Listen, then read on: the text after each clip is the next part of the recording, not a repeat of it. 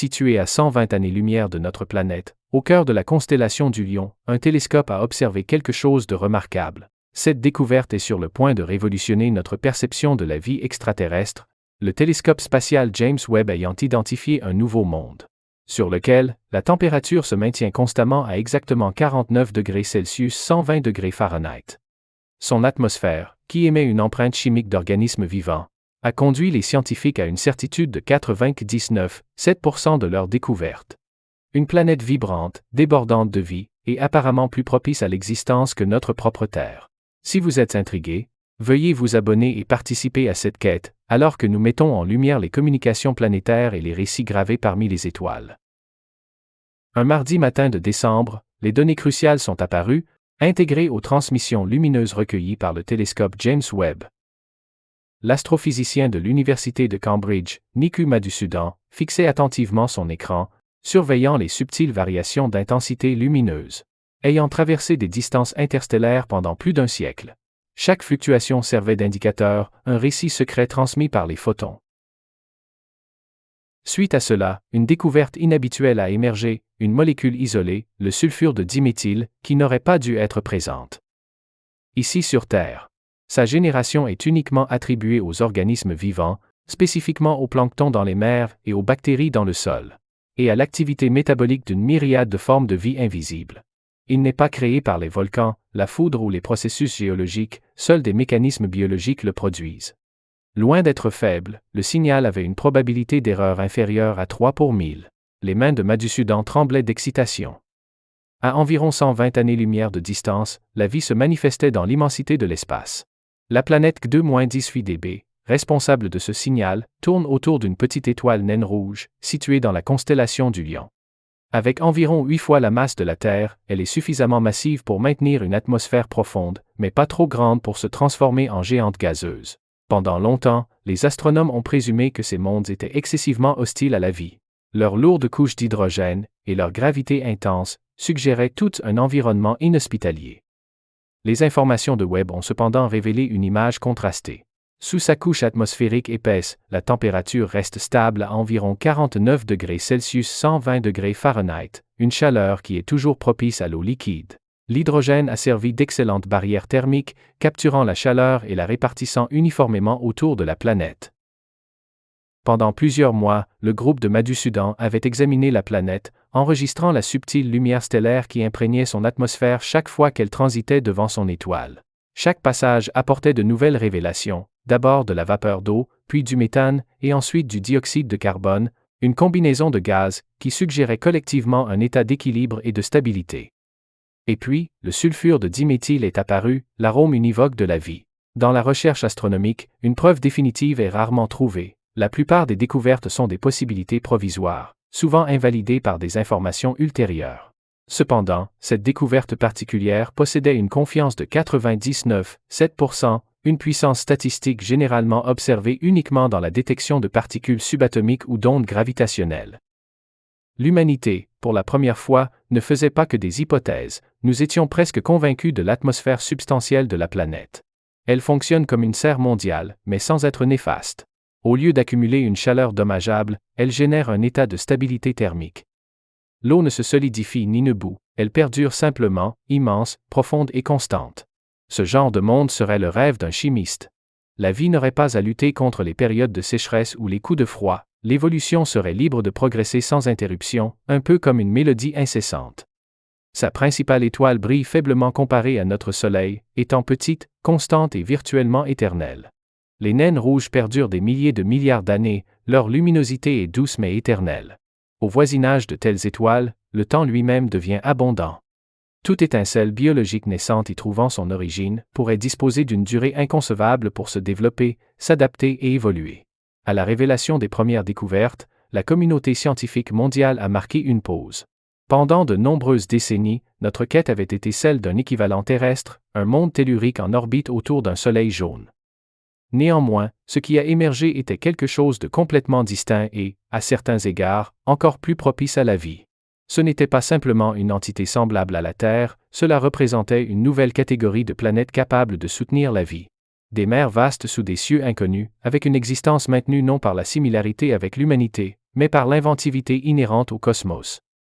L'observation d'un tel corps céleste a nécessité que Webb accomplisse des prouesses extraordinaires. Positionné à 1 million de miles de la Terre à un point de Lagrange connu sous le nom de L2, l'observatoire réside dans une ombre perpétuelle. Son bouclier solaire à 5 couches, comparable en superficie à un court de tennis, maintient sa température en dessous de celle de la surface de Pluton. Un total de 10 à 8 miroirs recouverts d'or, chacun un hexagone géométrique parfait, recueille une lumière imperceptible à la vision humaine. Collectivement, ils forment un miroir d'une telle précision qu'il peut détecter la signature thermique d'un bourdon à la surface lunaire. Lorsque ce monde lointain passe devant son étoile, une petite partie de la lumière stellaire pénètre ses couches atmosphériques. Les molécules atmosphériques absorbent des longueurs d'onde particulières, laissant des traces subtiles, une signature spectrale unique. Par l'interprétation de ces motifs, Webb découvre la composition chimique de la planète. Ce processus est comparable à la reconnaissance d'une voix par son souffle. Cependant, discerner ce faible signal représente un immense défi. L'étoile parente éclipse sa planète en orbite par des milliards de magnitudes. Pour contrer cela, Webb utilise son coronographe, un dispositif conçu pour masquer l'intense luminosité de l'étoile. Semblable à l'action de masquer le Soleil avec votre pouce pour apercevoir une luciole proche, la lumière stellaire résiduelle subit un filtrage, une analyse et une réduction du bruit par des algorithmes exceptionnellement précis. Ces algorithmes sont capables de distinguer quelques photons significatifs parmi des millions d'insignifiants. De tels photons portent des récits antérieurs à toute mémoire, chacun a quitté son monde natal 120 ans auparavant. Approximativement au moment où l'humanité a initialement maîtrisé la transmission de signaux radio dans l'espace, il y a un siècle, ces données indiquent maintenant que la vie florissait déjà sur un autre monde. C'est une humble réalisation que nous ne sommes pas témoins de la genèse de la vie, mais plutôt de son état passé. Une réverbération centenaire d'une planète vibrante où l'existence a probablement persisté sans interruption. La composition atmosphérique a révélé plus qu'une simple composition chimique, elle a dévoilé des processus dynamiques. Le méthane, le dioxyde de carbone et la vapeur d'eau maintenaient un équilibre fragile, une forme d'activité métabolique globale. Dans un monde dépourvu de vie, ces gaz interagiraient rapidement et se stabiliseraient dans un état chimique stable, pourtant Webb n'a observé aucun équilibre de ce type. Au lieu de cela, les proportions variaient, indiquant un état de déséquilibre chimique, la caractéristique identique trouvée dans l'atmosphère terrestre propice à la vie. La vie empêche intrinsèquement la stase. Elle modifie perpétuellement son environnement par la respiration, l'ingestion et l'expulsion. Même l'absence de certains gaz sur la planète a transmis des informations. Si elle avait été stérile, son atmosphère serait saturée d'ammoniac. Cependant, l'ammoniac était presque complètement absent, suggérant qu'un processus actif le consommait, le transformait et purifiait l'atmosphère. Sur Terre, les micro-organismes remplissent précisément cette fonction. Plus l'examen était approfondi, plus la compréhension devenait distincte. Ce n'était pas un monde inerte, mais un monde florissant. Pas une simple anomalie chimique, mais un système écologique à l'échelle planétaire.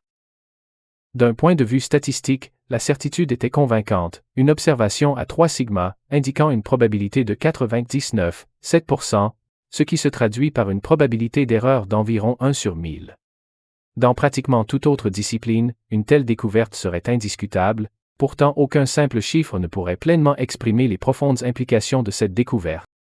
Pendant des centaines d'années, nous avions réfléchi à l'existence de la vie extraterrestre. Maintenant, pour la toute première fois, la réponse n'était pas une conjecture. C'étaient des données empiriques. Pour arriver à cette conclusion, Webb a dû identifier des signatures moléculaires présentes à des concentrations de seulement quelques parties par milliard. Un signal spectral, comparable à la détection d'un battement de cœur à travers une lampe tempête, a été quantifié avec une précision d'une partie sur 10 millions. Chaque longueur d'onde enregistrée a été comparée, et toutes les explications alternatives ont été systématiquement écartées. La contamination terrestre a été jugée impossible. L'analyse statistique a montré que le bruit aléatoire était négligeable. Ainsi, l'explication la plus simple et unique pointait vers des origines biologiques. Par conséquent, après la confirmation des données, chaque scientifique les examinant a eu une réalisation profonde et identique. Il s'agissait de bien plus qu'une simple exoplanète. Cela signifiait la fin de l'isolement cosmique. Les immenses océans de la planète, s'étendant sur des centaines de kilomètres de profondeur, fusionnent indistinctement la frontière entre l'eau et l'atmosphère. Cette eau se combine avec l'hydrogène, formant un liquide qui maintient sa stabilité sur un éventail étonnant de températures. Cette chimie unique pourrait favoriser des formes de vie inimaginables pour nous, des organismes qui respirent l'hydrogène plutôt que l'oxygène. Ces êtres subsistent grâce au méthane plutôt qu'à l'énergie solaire. Sous sa couverture nuageuse incessante, la pression s'intensifie à des niveaux que nous pouvons à peine reproduire. Des diamants pourraient se matérialiser et descendre à travers l'atmosphère, scintillant dans les océans comme des étoiles solidifiées. Quelque part sous cette brume radieuse, dans les eaux chaudes et faiblement éclairées, la vie est presque assurément active, ni délicate ni éphémère. Au lieu de cela, elle est ancienne et abondante. Cette compréhension modifie fondamentalement tout. Si des entités biologiques peuvent prospérer dans des océans riches en hydrogène, en orbite autour d'une étoile naine rouge, alors la vie n'est pas rare, elle est inévitable. 75% des étoiles de notre galaxie sont des naines rouges, des soleils calmes et durables possédant des planètes identiques à celles-ci. Si même une petite partie d'entre elles abrite des biosphères, alors notre galaxie, la Voie lactée, regorge de mondes habités. Cette découverte redéfinit le concept d'habitabilité, indiquant que la vie ne nécessite pas un duplicata de la Terre. Elle ne requiert qu'un équilibre, la chimie appropriée, la température adéquate et un temps suffisant. Les miroirs dorés de Webb ont accompli plus qu'une simple observation. Ils nous ont liés à une phase supplémentaire de la création. Chaque photon capturé a transmis un faible murmure à travers l'étendue de l'espace et du temps. L'exhalation d'un océan invisible, l'indication subtile d'une vie au-delà de notre portée. Dans cette faible illumination, l'humanité a découvert la preuve que l'existence est communautaire. Que nous ne sommes ni les premiers ni les seuls et assurément pas les derniers. Le cosmos, semble-t-il, a soutenu la vie pendant une durée dépassant notre compréhension logique. L'étoile naine rouge au centre de ce système est suffisamment compacte pour être contenue à l'intérieur de Jupiter, mais possède une densité suffisante pour retenir indéfiniment une planète comme K2-18b dans son attraction gravitationnelle. Son illumination est faible, ressemblant à une braise profonde et rougeâtre plutôt qu'au blanc intense de notre Soleil. Pour les observateurs humains, elle ne rayonnerait pas intensément. Au lieu de cela, elle émettrait une lueur douce, constante et durable. Ce n'est pas une étoile caractérisée par une existence rapide et une disparition précoce. Au contraire, elle brûle progressivement, presque délicatement, prolongeant sa durée de vie non seulement en milliards, mais en milliers de milliards d'années à l'échelle cosmique. Elle approche l'immortalité. Cette durée de vie prolongée modifie tout autour de notre Soleil. L'illumination fluctue, les climats deviennent instables, et un événement d'extinction en suit un autre. Pourtant, à cet endroit, la lumière reste constante, offrant une chaleur identique à travers d'innombrables siècles et millénaires. Il n'y a pas d'éruption violente pour dépouiller l'atmosphère, ni de chaos pour annuler les processus chimiques. Pour un monde tel que K2-18b, cette constance inébranlable signifie quelque chose d'extraordinaire. Des océans qui ne gèlent jamais, des nuages qui ne se dissipent jamais, et un temps illimité pour que la vie émerge, s'adapte et persiste. Pendant de nombreuses décennies, les scientifiques ont rejeté les naines rouges comme étant impropres à la vie. Elles sont petites, froides, et leurs zones habitables sont situées si intimement que toute planète doit orbiter très près de l'étoile. Cependant, ce qui était autrefois perçu comme périlleux s'est avéré idéal. K2-18b achève son année orbitale en seulement 33 jours terrestres, positionné assez près pour absorber la chaleur de son étoile faible, mais suffisamment éloigné pour rester tranquille. Un hémisphère reçoit constamment de la lumière. Le côté opposé reste dans l'ombre. Vue depuis l'orbite, elle ressemblerait à une sphère lumineuse, partiellement immergée dans une lueur rouge profond, partiellement enveloppée de ténèbres, mais même cet hémisphère non éclairé ne connaît pas de température glaciale, grâce à l'atmosphère dense et riche en hydrogène de la planète, qui fonctionne comme un vaste transporteur de chaleur, distribuant l'énergie thermique à travers ses cieux. Un tel équilibre constant est rarement trouvé dans le cosmos. Il confère à l'eau une existence durable, permet aux conditions atmosphériques de progresser calmement, et offre un environnement tranquille pour les processus chimiques. Si des organismes habitent ce lieu, ils se développent sous une étoile qui ne monte ni ne descend. Une planète suspendue dans un crépuscule éternel, où la frontière séparant la lumière de l'obscurité fonctionne non pas comme une limite, mais comme un environnement pour la vie, au sein de cette lueur crépusculaire perpétuelle. La teinte du ciel n'apparaîtrait jamais azur. Au lieu de cela, elle rayonnerait en strates de rouge profond, de violet et de bronze, faibles mais incessants. Le corps céleste resterait suspendu, immobile, au-dessus de l'horizon, ancré en permanence dans cette position unique. Les étendues aquatiques en dessous reflèteraient cette illumination rougeâtre, émettant une douce luminescence, tandis que des ondulations se propagent sous un horizon brumeux et indistinct. Sur l'hémisphère nocturne, l'obscurité totale ne régnerait pas. L'atmosphère épaisse disperserait le rayonnement de l'étoile, imprégnant l'obscurité de teintes subtiles et métalliques. Même dans cette région, l'illumination persisterait. La luminescence des aurores polaires, le scintillement des décharges électriques au sein de formations nuageuses lointaines. Ce monde n'est pas caractérisé par des différences marquées, mais plutôt par des transitions graduelles, un monde où tous les éléments changent fluidement, sans brusquerie. Si le développement de la vie a commencé ici, il a progressé avec délibération. Sur notre planète, la trajectoire de la vie a été façonnée par des événements catastrophiques, collisions, périodes glaciaires et éruptions volcaniques abruptes.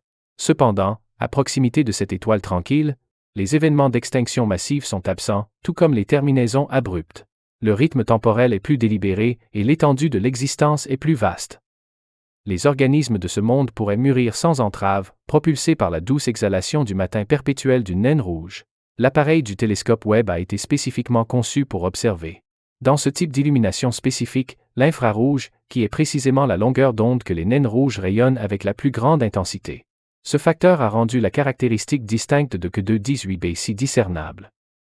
Le télescope ne peinait pas à distinguer un objet faible. Il était plutôt précisément calibré pour la communication inhérente de l'étoile, chaque rayon infrarouge contenant la composition atmosphérique de la planète, la chaleur émanant de ses nuages, le parfum de ses mers et les exhalations de sa vie encore inconnues. Chaque fois que la planète transitait devant son étoile, une infime portion de la lumière stellaire pénétrait son atmosphère. Les molécules atmosphériques absorbaient cette illumination à des longueurs d'onde spécifiques, créant de subtiles indentations, des signatures spectrales, que le télescope déchiffrait comme une chronique composée de lumière. Ces enregistrements ont révélé la présence d'eau, de méthane, de dioxyde de carbone, et, finalement, de sulfure de diméthyle, qui sert d'indicateur de vie. Pour les observateurs humains, la naine rouge semblerait ordinaire, presque imperceptible dans le ciel nocturne. Cependant, son manque même de luminosité facilite sa détection. Observer des planètes est plus simple autour d'étoiles plus petites, car leur éclat réduit produit des signaux plus clairs. Ce qui semble faible est, en réalité, idéal. Les naines rouges ne sont pas des obstacles, mais plutôt des loupes célestes, dévoilant les indications subtiles de leur monde en orbite. Si l'on se tenait sur l'un des plateaux élevés de Q2-18b, et regardait le ciel, le panorama serait onirique. L'horizon s'arquerait sous un firmament aux teintes de bronze, et l'atmosphère vibrerait visiblement de chaleur. L'illumination solaire serait douce, ressemblant plus à de la chaleur qu'à une luminosité intense. Les ombres s'étireraient, apparaissant allongées et sans hâte, s'étendant à l'infini. La distinction du jour et de la nuit disparaîtrait, remplacée par des altérations graduelles de teinte, de température et du rythme même de la planète. La vie, si elle est présente, se manifesterait de manière distinctive. La flore pourrait apparaître d'un noir profond, indigo, ou d'un violet profond, absorbant chaque photon errant de lumière rouge. La photosynthèse se déroulerait à un rythme graduel mais constant. Les organismes qui les consomment pourraient percevoir leur environnement par la pression vibratoire plutôt que par l'entrée visuelle. Rien ne serait précipité. L'énergie est limitée, mais le temps est illimité. L'évolution favoriserait la patience plutôt que la rapidité, et la résilience plutôt que l'hostilité. L'attribut le plus significatif de la naine rouge est sa tempérance. Elle brûle avec discipline, ne gaspillant jamais d'énergie et ne connaissant pas de sursaut soudain. Alors que notre Soleil se dilatera et s'éteindra d'ici 5 milliards d'années, l'étoile parente de Q2-18 émettra toujours une douce radiance. Même après que la Voie lactée se sera transformée au-delà de toute reconnaissance, pour la vie en orbite autour d'elle, le terme apocalypse n'aura aucune signification. Lorsque les instruments du télescope ont enregistré la lumière de Q2-18b, cette illumination était déjà en transit depuis 120 ans au début de son voyage. En 1905, sur Terre, Einstein développait ses théories de la relativité, tandis que les frères Wright menaient des essais en vol. Notre espèce venait tout juste de maîtriser le vol, pourtant ce monde lointain existait déjà depuis des éons sous sa propre atmosphère. Cela implique que ce que nous percevons n'est pas le moment présent, mais plutôt une époque révolue, le souvenir d'un monde vibrant tel qu'il existait il y a 100 ans. Même lorsque nous l'observerons à nouveau dans plusieurs décennies, nous percevrons toujours ce même instant passé. L'astronomie représente constamment un dialogue à travers les époques. Le cosmos communique à un rythme tranquille, pourtant même un faible signal provenant de 120 années-lumière a le pouvoir de modifier fondamentalement toutes nos convictions. La composition atmosphérique là-bas, le mélange spécifique de gaz et le déséquilibre que seuls les organismes vivants sont capables de maintenir. Il se meut en harmonie avec le pouls constant de son Soleil. La naine rouge offre un tempo invariable, et la planète y répond par ses processus métaboliques. Collectivement, ils établissent un cycle idéal, avec un élément stable et l'autre vibrant. Cela représente une connexion entre des entités contrastées. Une interaction harmonieuse entre combustion et respiration. L'étoile offre la stabilité, tandis que la planète introduit la variation, l'une consomme, l'autre revitalise. Notre planète d'origine est née au milieu du tumulte, caractérisée par une chaleur intense et des collisions, reflétant la férocité d'un système solaire naissant. Cependant, en orbite autour d'une naine rouge tranquille, l'existence pourrait commencer sereinement. La luminosité est faible, pourtant pour un monde tel que 2-18b, elle suffit, fournissant une chaleur suffisante pour les étendues d'eau liquide. Un éclairage suffisant pour les réactions chimiques et une durée amplement suffisante pour que tous les processus se déroulent. Ceci, peut-être, constitue la réalité discrète de l'univers.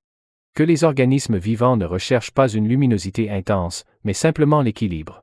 Qu'ils peuvent s'épanouir sous des cieux rouges rubis aussi facilement que sous des cieux azur. Que la vie elle-même possède adaptabilité, universalité et patience. Par conséquent, lorsque nous regardons vers la constellation du Lion et percevons cette subtile lueur rougeâtre, nous n'observons pas un vide. Nous sommes témoins de la résilience, une étoile qui rayonne doucement depuis d'innombrables millénaires, et est destinée à le faire pendant des trillions d'années encore. Et sous son éclat tranquille, obscurci par des voiles d'hydrogène et de vapeur, une planète vibrante pourrait potentiellement encore résider, tournant progressivement et silencieusement dans l'illumination d'un corps stellaire éternel. La lumière émanant de l'étoile cramoisie de Deux-18b traverse des strates d'hydrogène et d'humidité atmosphérique avant de descendre dans les océans sous-jacents. Pour les observateurs humains, ces cieux n'apparaîtraient pas azur. Au lieu de cela, une faible teinte ambrée passant à une couleur rose profonde près de l'horizon. Les nuages serpentent sans hâte, vastes et épais.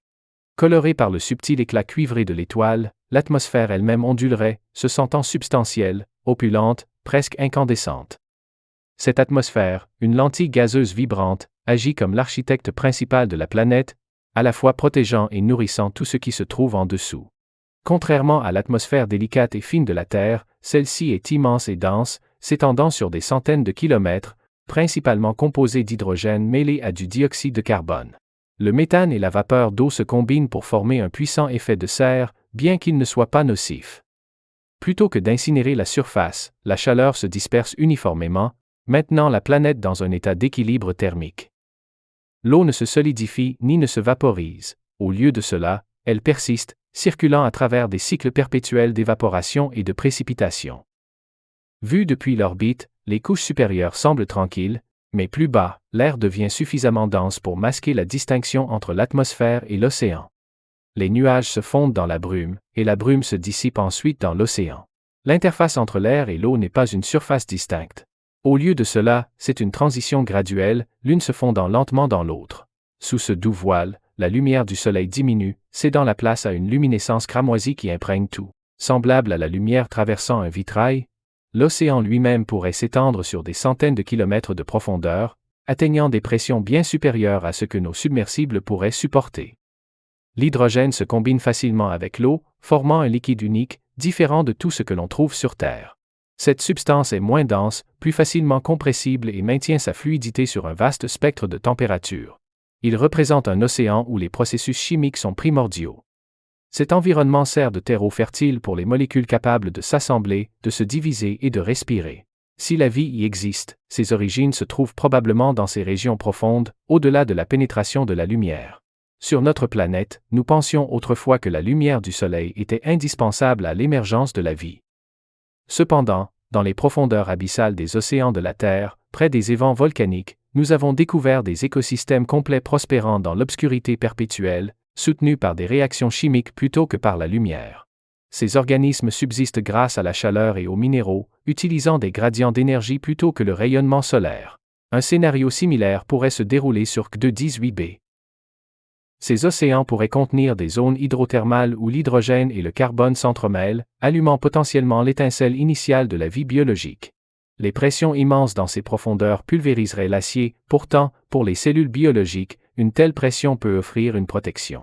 Elle aide à stabiliser les molécules délicates, propulse les réactions chimiques et assure que l'eau reste à l'état liquide même à des températures élevées. Si des micro-organismes s'étaient jamais établis dans ces régions profondes, l'évolution aurait bénéficié de milliards d'années tranquilles et constantes pour les affiner. Bien que les instruments de web ne puissent pas sonder si loin sous les nuages, l'atmosphère sous-jacente révèle des indices sur l'activité en dessous.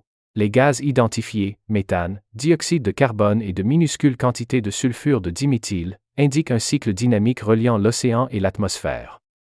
Sur Terre, les organismes vivants maintiennent cet équilibre. Les algues génèrent du méthane, les microbes le consomment et les plantes libèrent de l'oxygène. Sur Que-218b, un processus comparable pourrait se produire, bien que régi par des principes distincts. L'absence d'ammoniac fournit un indice supplémentaire. Sur les planètes sans vie, l'ammoniac s'accumule généralement sur de longues périodes. Cette substance, un vestige de la décomposition chimique, est absente ici. Elle est probablement transformée en composés plus complexes ou décomposés par des processus métaboliques biologiques. Même sans observation directe d'aucun organisme, l'atmosphère semble être continuellement régulée, optimisée et revitalisée. Imaginez-vous debout ou peut-être suspendu dans ce milieu. L'air ambiant aurait une densité suffisante pour ressembler à de l'eau. Le son se propagerait lentement, mais distinctement, avec des vibrations traversant le milieu fluide en ondulations profondes et résonantes. Même une seule goutte de cet océan exercerait une pression supérieure à celle du point le plus profond de la fosse des Mariannes. Néanmoins, pour la vie indigène, cela semblerait normal et stable.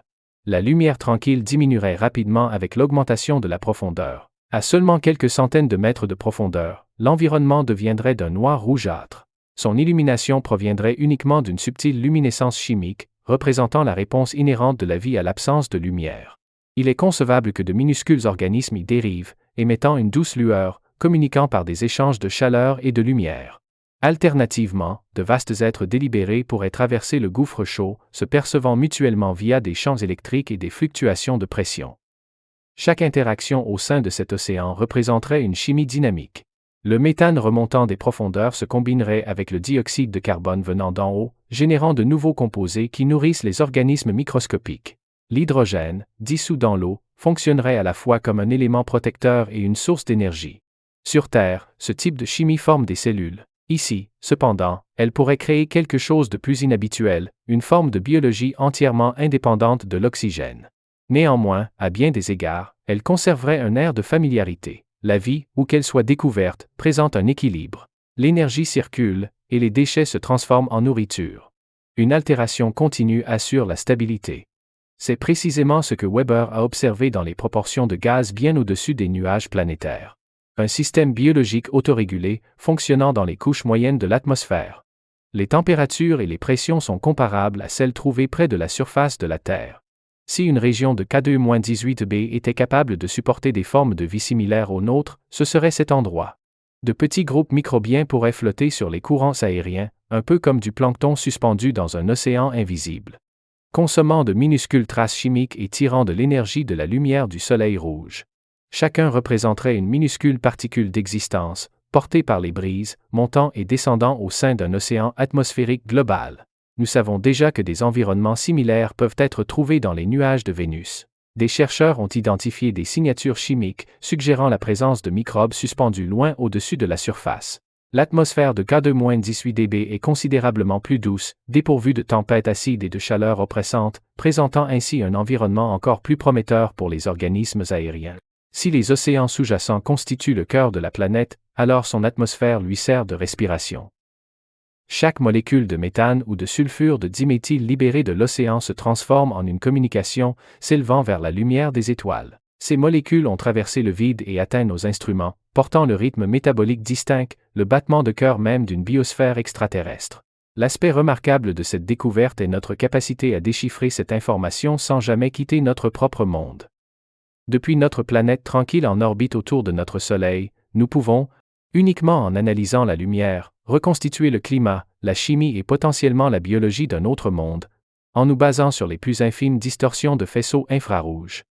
Nous sommes capables de discerner si un autre océan présente des vagues ou si un autre ciel contient des précipitations, et en effet, c'est certainement le cas. Dans l'atmosphère de K2-18b, la vapeur d'eau se condense en d'énormes nuages qui montent et descendent par des processus convectifs graduels. En se refroidissant, ces nuages libèrent des précipitations qui descendent non pas sous forme de gouttelettes individuelles, mais de nappes aussi denses que du brouillard. Elles dérivent à travers l'atmosphère, jusqu'à disparaître dans les couches inférieures, où la pression atmosphérique est excessivement élevée. Par conséquent, les précipitations pourraient se transformer en métal en fusion ou en glace solide avant de descendre dans l'océan sous-jacent.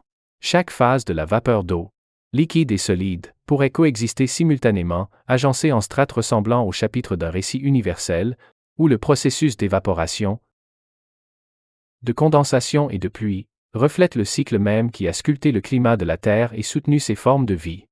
Cela témoigne que, même à travers de vastes distances cosmiques, les principes fondamentaux de la nature sont omniprésents. Les processus chimiques obéissent à des règles identiques à travers tout le cosmos.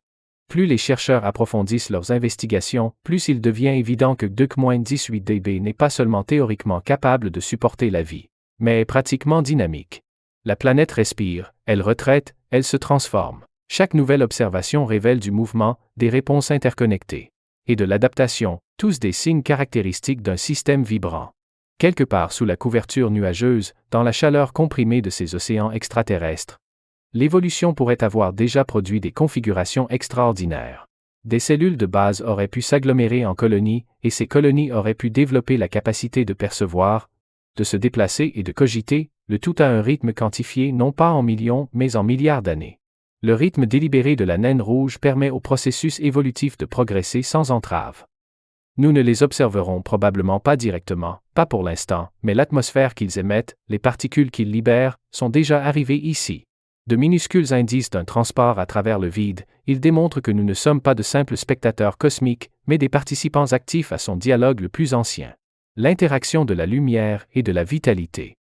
Tandis que le télescope James Webb continue d'observer cette planète, chaque particule de lumière qu'il enregistre fait progresser notre compréhension de ce qui est caché. La phase suivante consiste à cartographier les couches atmosphériques avec une précision encore plus grande, afin de mesurer les variations de lumière, les régimes de vent et les transformations chimiques annuellement. Cependant, pour l'instant, cette connaissance suffit, loin sous un soleil écarlate, sous des nuages qui brillent comme du satin, et des océans illimités, un état d'équilibre existe.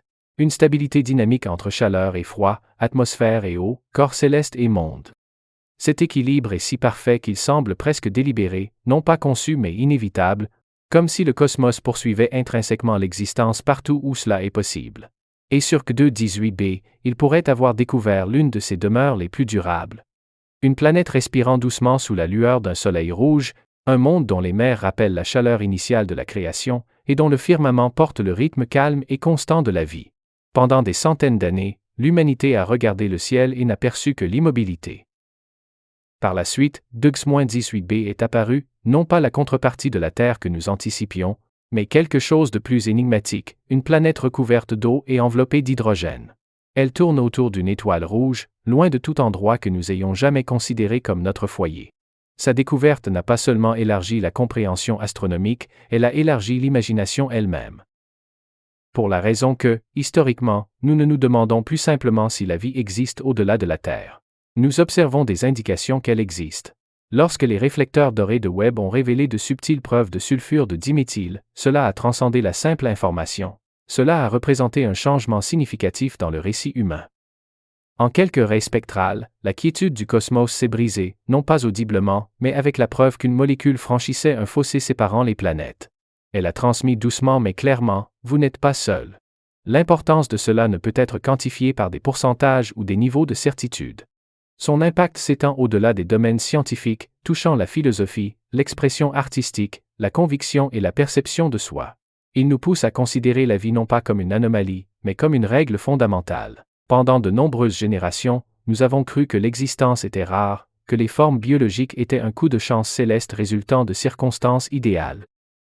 Cependant, la Terre n'a jamais été la seule arène où les principes chimiques se déploient. Ces lois ont été actives à travers la galaxie pendant des éons, partout où la matière atteint un équilibre entre puissance et structure. Nous avons déjà observé des indices, des micro-organismes prospérant dans des déchets radioactifs, des bactéries dormantes pendant des milliers d'années sous les glaciers antarctiques, et des organismes vivant à des kilomètres sous la mer. Ils se maintiennent non pas par le rayonnement solaire, mais par la chaleur propre de la planète. La vie, semble-t-il, n'exige pas la facilité. Elle prospère malgré l'adversité, et actuellement, à 120 années-lumière de distance, une planète existe sous une étoile rouge. Preuve que l'être n'est pas délicat. Si K2-18b abrite la vie, cela change fondamentalement tout.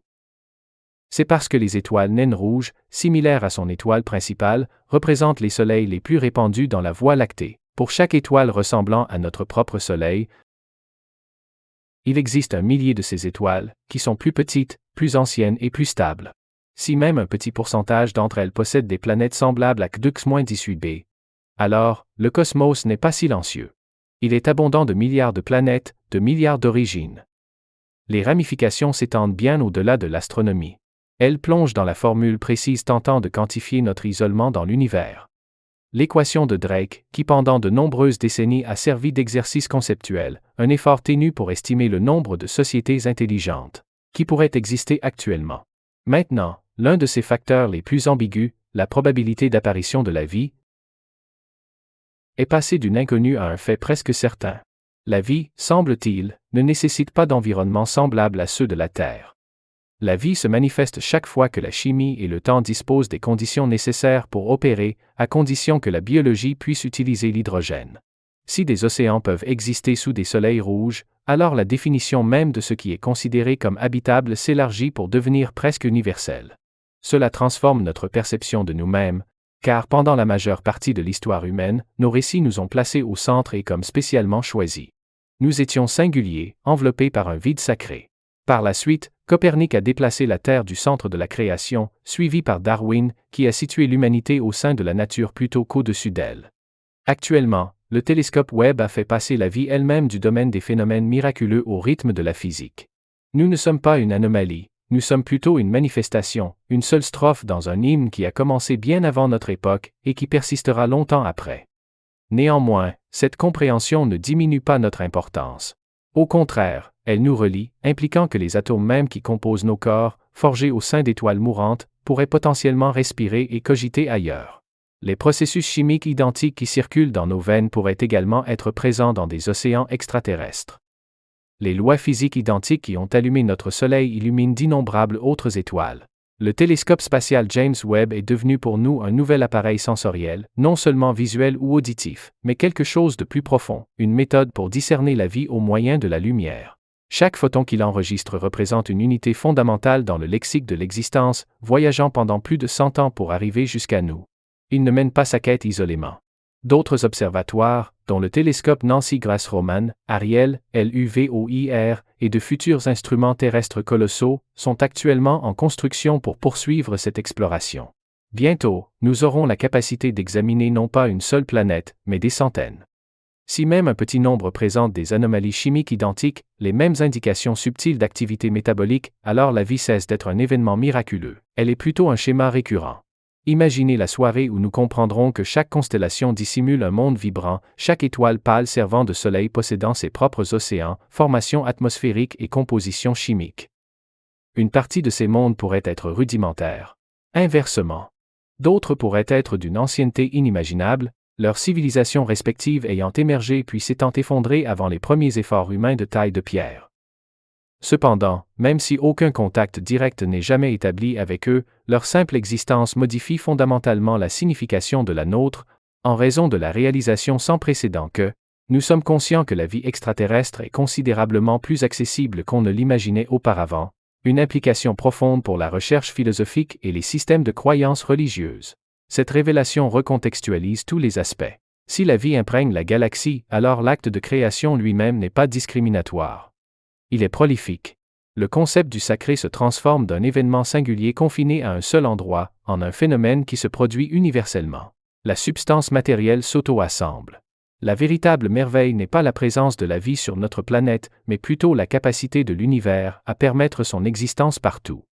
Néanmoins, cette révélation présente un aspect réflexif. Nous avons découvert des preuves suggérant que la vie peut prospérer sous des cieux extraterrestres, tandis que notre propre monde, situé sous une étoile jaune lumineuse, vacille sous le poids de nos propres créations. En revanche, Cdux-18b fait preuve d'équilibre, de stabilité et de résilience. Notre planète, la Terre, apparaît turbulente et délicate en comparaison. Le cosmos nous a montré la véritable nature de la durabilité. Implique, non pas comme une simple aspiration politique, mais comme un principe inhérent à la nature. Il est concevable que cela constitue la profonde perspicacité offerte par Cdux-18b. Que l'existence continue ne dépend pas de la domination, mais de l'équilibre. La vie persiste le plus efficacement non par la conquête. Cependant, lorsque cette collaboration réussira, les futurs historiens, en réfléchissant au passé, pourraient qualifier ce moment particulier, où le domaine de l'astronomie est passé à la biologie, car nous avons cessé d'examiner la lumière, et avons commencé à étudier la vie par son intermédiaire. Les miroirs dorés du télescope Webb, suspendus dans le vide spatial à 1 million de miles de distance, sont devenus des conduits reliant notre minuscule planète bleue à quelque chose d'immense et d'éternel, car même en ce moment précis, alors que Webb collecte des données, nos propres transmissions se propagent vers l'extérieur. Les transmissions radio, les signaux de télévision et le pouls numérique de notre société se propagent tous à travers le cosmos à la vitesse de la lumière, traversant l'étendue jusqu'à Q2-18b et au-delà. Il est concevable que si ce corps céleste abrite réellement la vie, nos transmissions l'aient déjà atteint. Et peut être, sur ces paysages rougeâtres, une entité vivante s'est-elle arrêtée, détectant un motif subtil, une cadence au sein du bruit de fond, une indication claire qu'elle aussi n'est pas solitaire. Si cet instant devait se matérialiser un jour, si deux corps planétaires, séparés par 120 années-lumière, reconnaissaient l'existence l'un de l'autre, cela pourrait représenter l'échange le plus significatif de toute l'histoire, non par des mots prononcés ou des signaux auditifs, mais plutôt par la lumière.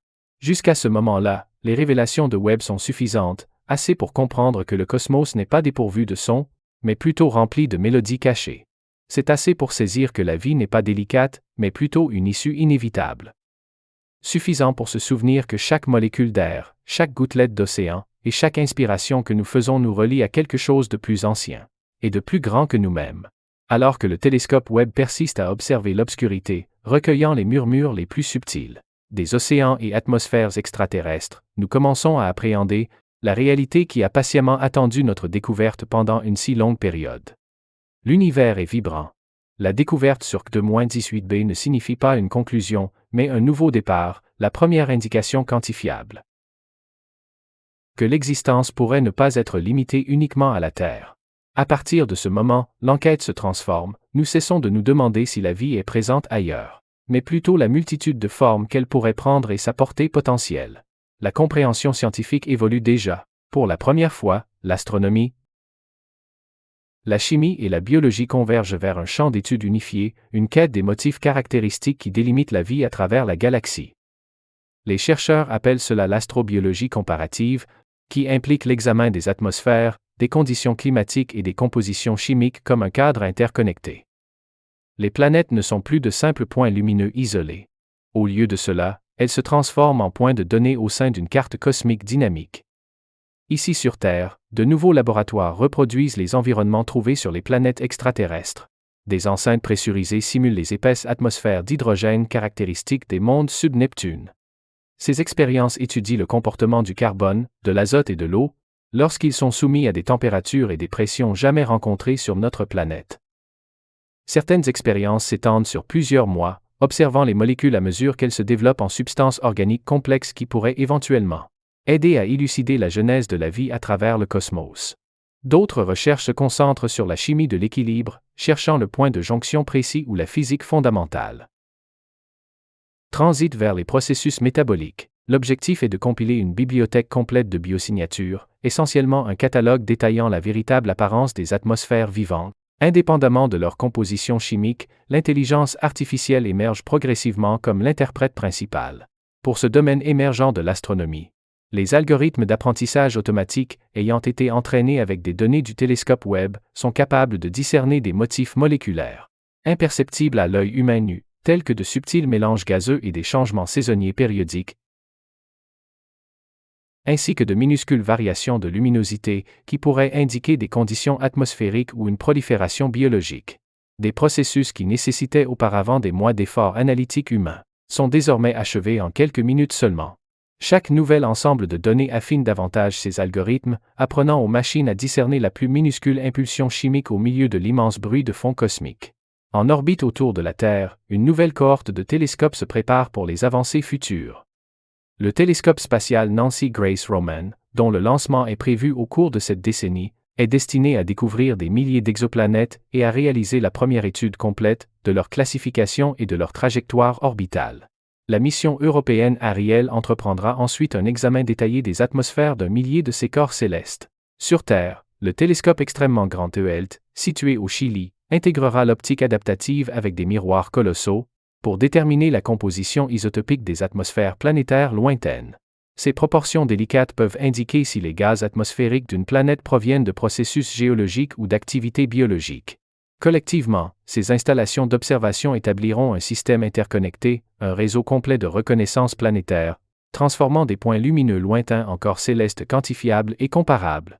La prochaine avancée majeure ne concernera pas le volume de données, mais plutôt la capacité d'observation. Les ingénieurs conçoivent des instruments optiques innovants, y compris des coronographes et des pare-soleils déployables, conçus pour masquer si complètement la luminosité d'une étoile que la faible lumière réfléchie par sa planète en orbite devient discernable. Même un seul pixel de cette lumière peut révéler des informations sur sa couleur, sa couverture nuageuse et sa période de rotation. Avec un nombre suffisant de pixels, nous pourrions éventuellement discerner des continents ou des océans scintillants sous un soleil extraterrestre. Des concepts de missions tels que ABEX et l'UVOIR de la NASA pourraient rendre cela réalisable d'ici quelques décennies. Ces télescopes avancés ne se contenteraient pas d'identifier les signatures chimiques de la vie, mais surveilleraient également sa dynamique climatique, observant les changements saisonniers, les perturbations atmosphériques et la cadence progressive des phénomènes météorologiques extraterrestres. Plus loin dans le temps, un concept alternatif se matérialise. Utiliser le Soleil lui-même comme instrument télescopique depuis un point d'observation particulier, situé à plus de 550 fois la distance de la Terre au Soleil. À cet endroit, la gravité fait converger la lumière des étoiles lointaines, formant ainsi ce que les physiciens appellent la lentille gravitationnelle solaire. Une sonde compacte dépêchée dans cette région pourrait exploiter ce phénomène pour obtenir un grossissement d'1 milliard de fois d'une planète, permettant la résolution de caractéristiques aussi minimes que des chaînes de montagnes. Bien qu'atteindre une telle distance nécessiterait plusieurs décennies, la technologie sous-jacente reste à la portée de l'ingénierie contemporaine du XXIe siècle. Parallèlement, tandis que les télescopes effectuent des observations depuis des lieux éloignés, la recherche en propulsion se concentre sur l'avancement vers la prochaine frontière, qui implique non seulement d'observer d'autres corps célestes, mais aussi de s'y rendre.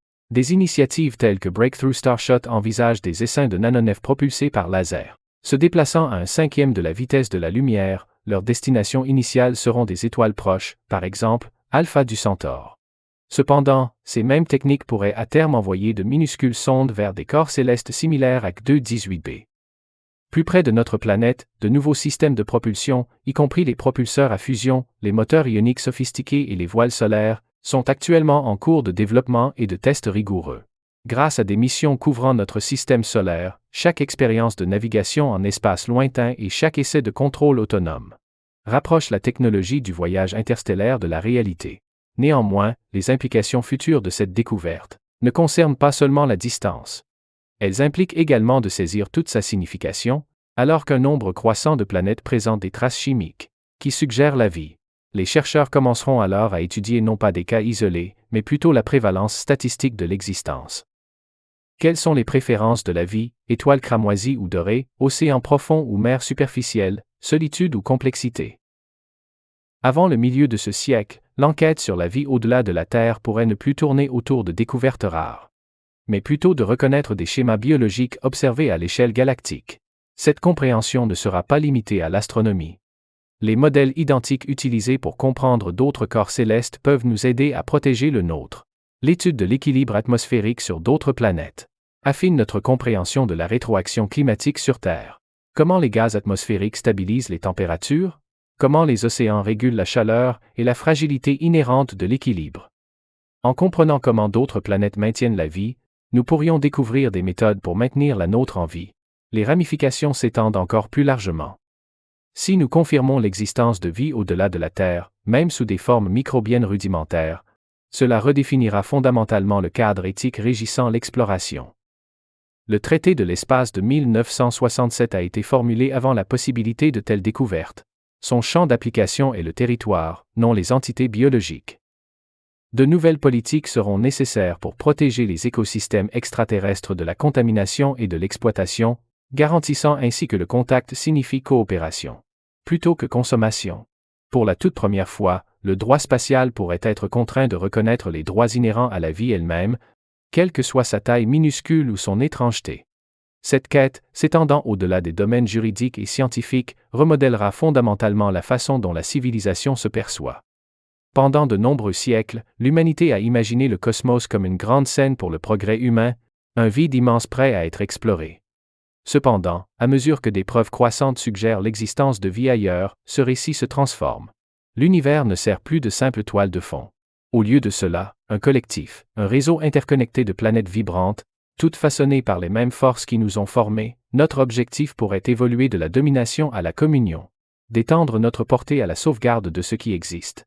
Les enfants des décennies à venir grandiront en sachant que les cieux nocturnes résonnent, car chaque étoile qu'ils observent abrite potentiellement des océans, une atmosphère et le pouls graduel de la vie.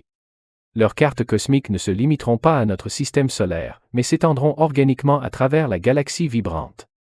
La question qui a caractérisé de nombreuses générations, sommes-nous seuls, s'estampera dans le passé, supplantée par une nouvelle interrogation. Comment nous intégrons-nous à ce vaste réseau biologique? Pour l'instant, l'entreprise se poursuit sans tambour ni trompette. Chaque nouvelle observation apporte un détail au récit. Chaque mission ultérieure élargit notre champ d'action. Les informations s'accumuleront jusqu'à ce que des schémas indéniables émergent. Et au-delà de ces chiffres, au milieu de la faible lueur des étoiles cramoisies et des mers lointaines, nous percevrons finalement notre propre existence. Non, pas seulement comme des spectateurs, mais comme des contributeurs actifs au même processus cosmique. G2-18b a offert le premier indice subtil. D'autres suivront. Chacun servira de rappel que l'existence n'est pas une merveille unique, mais plutôt un motif répété dans le lexique de l'univers. Les télescopes que nous construirons par la suite ne se contenteront pas de regarder plus loin, mais écouteront aussi plus attentivement, à l'écoute des mélodies subtiles de la chimie biologique. À travers l'étendue de l'espace et du temps, la prochaine ère d'exploration sera mesurée non par la distance ou même les années-lumière, mais par la compréhension. Par la profondeur avec laquelle nous appréhendons le lien entre notre planète et tout ce qui se trouve au-delà. Et lorsque le signal suivant arrivera, lorsqu'un monde supplémentaire sera ajouté au catalogue croissant des lieux habités, nous l'identifierons immédiatement, ayant acquis la capacité d'interpréter les indicateurs. Non pas comme des merveilles lointaines, mais comme des manifestations d'une genèse commune. La quête sera véritablement sans fin. Chaque solution révélera une nouvelle perspective, chaque découverte posera une nouvelle question. Pourtant, c'est l'essence même de l'exploration. Non pas atteindre la limite de l'inconnu, mais en élargir perpétuellement la portée. Et au sein de cet élargissement, nous commençons à percevoir l'avenir authentique. Une société qui ne se considère pas comme le point focal du cosmos, mas como élément de sa périphérie vibrante. Em fin de compte, trouver quelque chose de novo ressemble sauve moins à un dévoilement qu'à une reconnaissance. Une faible réverbération d'un savoir que nous possédions déjà. Pendant des centaines d'années, nous avons contemplé les cieux nocturnes, nous demandant qui d'autre pourrait exister. Maintenant, en observant, nous comprenons qu'ils étaient perpétuellement présents. Nous n'avions simplement pas appris à interpréter leurs signaux. La lumière provenant de G2-18b a commencé son long voyage avant que chacun de nous n'existe. Elle a traversé l'immense vide de l'espace interstellaire, lorsque l'humanité maîtrisait encore le mouvement terrestre, contenant en elle les indications subtiles d'une atmosphère, d'eau et de l'essence de la vie. Quand elle est finalement arrivée jusqu'à nous, elle a modifié notre compréhension de ce que signifie être humain. Nous pensions auparavant que le cosmos était silencieux et désolé, un vaste domaine à maîtriser ou à comprendre. Pourtant, Webb nous a révélé que le silence peut être trompeur. Le cosmos n'est pas silencieux, il communique par sa chimie, dans les proportions variables de gaz et de lumière. À travers des motifs qui suggèrent l'équilibre et la régénération. La vie, semble-t-il, n'est pas une exception. Elle sert de mécanisme naturel à l'univers pour comprendre sa propre existence. Cette révélation transforme tout, elle transmet que la démarcation entre nous et les autres, entre la Terre et d'autres mondes, est plus ténue que nous l'avions imaginé. Les mêmes processus qui ont favorisé le développement du plancton dans nos océans pourraient être actifs sous un soleil cramoisi dans le Lion. Les lois identiques qui sculptent l'air que nous respirons façonnent aussi les nuages au-dessus d'océans lointains, non terrestres. Pour la toute première fois, notre technologie a atteint une forme de connexion perceptive, une capacité à discerner la présence d'entités vivantes sans jamais établir de contact physique. Nous apprenons progressivement à saisir la vie, non pas en observant son mouvement ou son développement, mais en discernant sa cadence au sein de l'éclat d'étoiles lointaines. D'autres révélations sont à venir. Plus d'indications, certaines univoques, d'autres vagues. Chacune nous fera comprendre que nous sommes des composantes d'un récit significativement plus vaste. Un récit défini non par la solitude, mais par l'interconnexion. Et chaque fois qu'un nouveau monde dévoilera sa composition chimique, il paraîtra marginalement moins étranger. Et un peu plus comme une demeure familière. Des siècles à partir de ce moment, des explorateurs se tiendront un jour sur les côtes d'autres planètes. Ils verront des cieux peints par des soleils étrangers, des océans qui n'ont jamais rencontré notre Lune, et des sommets qui se sont formés indépendamment de notre attraction gravitationnelle. Cependant, au milieu de ces panoramas, ils découvriront quelque chose de reconnaissable, la logique claire de l'existence s'efforçant de perdurer. Et en jetant un regard en arrière vers le point bleu pâle de la Terre, ils comprendront ce que Webb a commencé, que la quête de la vie n'a jamais été uniquement axée sur la découverte des autres, elle était fondamentalement axée sur la compréhension de soi. Car au sein de chaque spectre, de chaque calcul, de chaque quantum de lumière qui traverse le vide, une vérité universelle réside, la vie n'est pas délicate. Elle est tenace, elle est innovante, elle est la manifestation la plus éloquente de l'existence continue du cosmos. L'étincelle initiale de vie sur K2-18b, la toute première molécule capable d'autoréplication sous un soleil cramoisi, pourrait bien avoir été un écho du même principe fondamental qui a façonné notre existence, une composition chimique distincte, mais les mêmes concepts fondamentaux de survie, d'adaptation et de conscience. À l'arrivée de cette lumière au miroir doré et scintillant de Webb, un cycle s'étendant sur des milliards d'années s'est concrétisé, l'univers contemplant sa propre existence, par la perception de l'une de ses propres créations. C'est précisément ce qui élève cet instant au-delà de la simple découverte. Cela signifie des retrouvailles. Les étoiles ne semblent plus lointaines. Elles nous semblent familières, non pas grâce à notre voyage physique vers elles, mais parce que nous comprenons maintenant leur vitalité. Par conséquent, la quête persistera, propulsée non par l'isolement, mais par un sentiment de connexion. Chaque nouveau télescope, chaque mission et chaque expérience apportera une note supplémentaire. À l'identique mélodie subtile qui relie toutes les formes de vie, le cosmos n'a jamais été vraiment dépourvu de présence. Il attendait simplement l'émergence de quelque chose capable d'observation, de contemplation et de compréhension ultime. Si vous appréciez cette vidéo, n'oubliez pas de laisser un pouce bleu et de vous abonner. Votre soutien a un impact considérable et contribue à l'expansion de la chaîne.